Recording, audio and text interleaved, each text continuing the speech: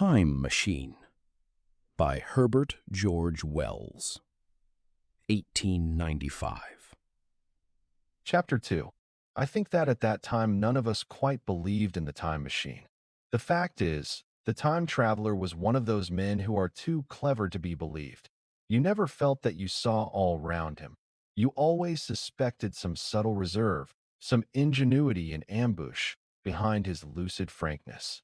Had Philby shown the model and explained the matter in the time traveler's words, we should have shown him far less skepticism, for we should have perceived his motives. A pork butcher could understand Philby. But the time traveler had more than a touch of whim among his elements, and we distrusted him.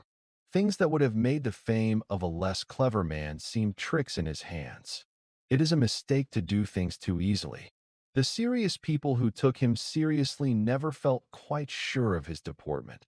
They were somehow aware that trusting their reputations for judgment with him was like furnishing a nursery with eggshell china. So I don't think any of us said very much about time traveling in the interval between that Thursday and the next, though its odd potentialities ran, no doubt, in most of our minds. Its plausibility, that is, its practical incredibleness, the curious possibilities of anachronism and of utter confusion it suggested. For my own part, I was particularly preoccupied with the trick of the model, that I remember discussing with the medical man, whom I met on Friday at the Linnean. He said he had seen a similar thing at Tübingen and laid considerable stress on the blowing out of the candle. But how the trick was done he could not explain. The next Thursday I went again to Richmond. I suppose I was one of the time traveler's most constant guests. Arriving late, found 4 or 5 men already assembled in his drawing room. The medical man was standing before the fire with a sheet of paper in one hand and his watch in the other. I looked round for the time traveler. "And it's 7:30 now," said the medical man. "I suppose we'd better have dinner?" "Where's Dash?" said I, naming our host. "You've just come?" "It's rather odd. He's unavoidably detained. He asks me in this note to lead off with dinner at 7 if he's not back. Says he'll explain when he comes." "It seems a pity to let the dinner spoil," said the editor of a well-known daily paper. And thereupon the doctor rang the bell. The psychologist was the only person besides the doctor and myself who had attended the previous dinner. The other men were blank, the editor a foreman, a certain journalist, and another a quiet, shy man with a beard whom I didn't know, and who, as far as my observation went, never opened his mouth all the evening. There was some speculation at the dinner table about the time traveler's absence, and I suggested time traveling, in a half-jocular spirit. The editor wanted that explained to him, and the psychologist volunteered a wooden account of the ingenious paradox and trick we had witnessed that day week. He was in the midst of his exposition when the door from the corridor opened slowly and without noise. I was facing the door and saw it first. "Hello," I said, "at last." And the door opened wider, and the time traveler stood before us. I gave a cry of surprise. "Good heavens! Man, what's the matter?" cried the medical man, who saw him next. And the whole tableful turned towards the door. He was in an amazing plight. His coat was dusty and dirty, and smeared with green down the sleeves. His hair disordered, and as it seemed to me grayer, either with dust and dirt or because its color had actually faded. His face was ghastly pale. His chin had a brown cut on it, a cut half-healed. His expression was haggard and drawn, as by intense suffering. For a moment he hesitated in the doorway, as if he had been dazzled by the light. Then he came into the room. He walked with just such a limp as I have seen in footsore tramps. We stared at him in silence, expecting him to speak. Stared at him in silence, expecting him to speak. He said not a word, but came painfully to the table and made a motion towards the wine. The editor filled a glass of champagne and pushed it towards him. He drained it, and it seemed to do him good, for he looked round the table, and the ghost of his old smile flickered across his face. "What on earth have you been up to, man?" said the doctor. The time traveler did not seem to hear. "Don't let me disturb you," he said, with a certain faltering articulation. "I'm all right." He stopped, held out his glass for more, and took it off at a draft. "That's good," he said. His eyes grew brighter, and a faint color came into his cheeks. His glance flickered over our faces with a certain dull approval and then went round the warm and comfortable room. Then he spoke again, still as it were feeling his way among his words. "I'm going to wash and dress, and then I'll come down and explain things. Starving for a bit of. Save me some of that mutton. I'm starving for a bit of meat." He looked across at the editor, who was a rare visitor, and hoped he was all right. The editor began a question. "Tell you presently," said the time traveler. "I'm funny. Be all right in a minute."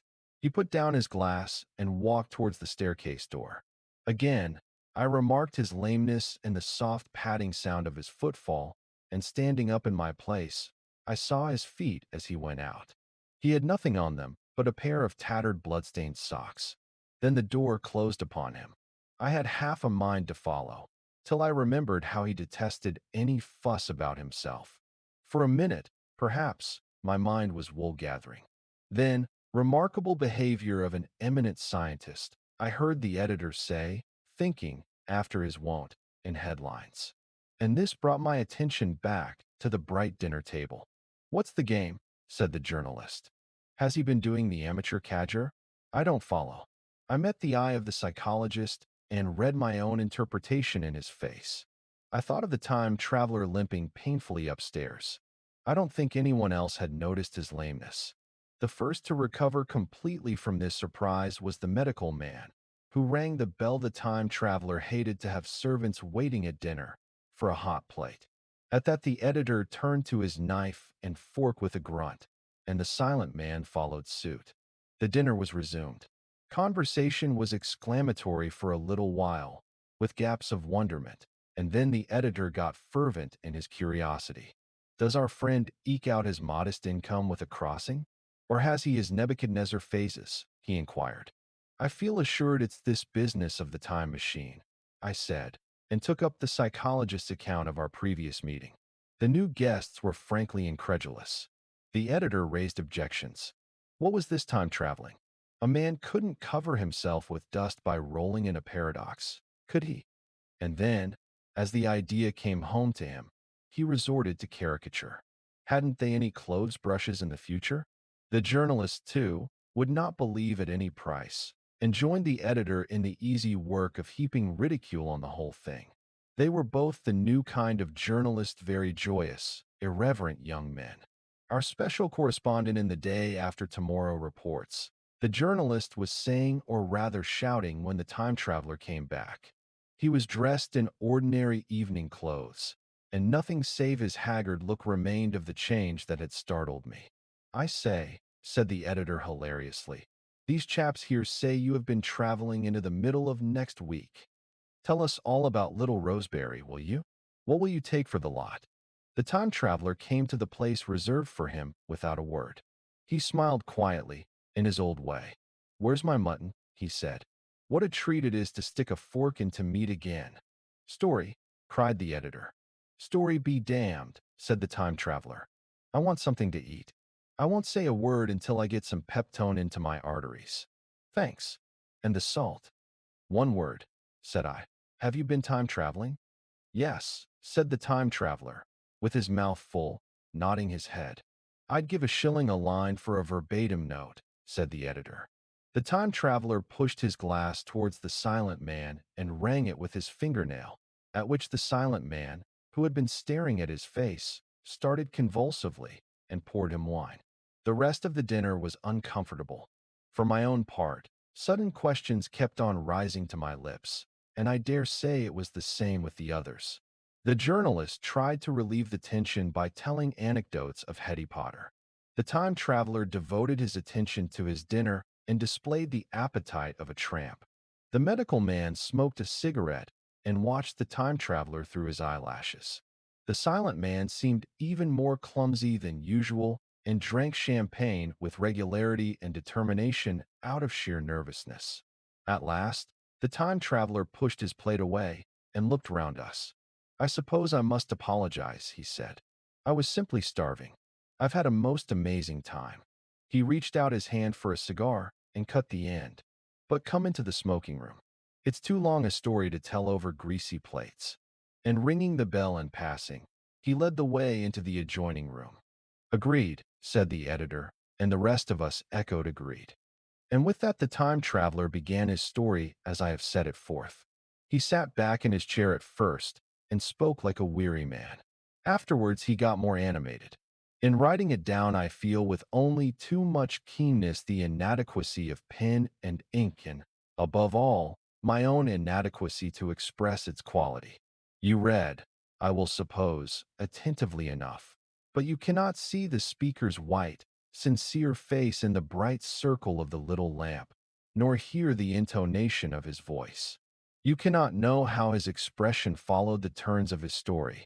Most of us hearers were in shadow, for the candles in the smoking room had not been lighted, and only the face of the journalist and the legs of the silent man from the knees downward were illuminated. At first we glanced now and again at each other. After a time we ceased to do that, and looked only at the time traveler's face.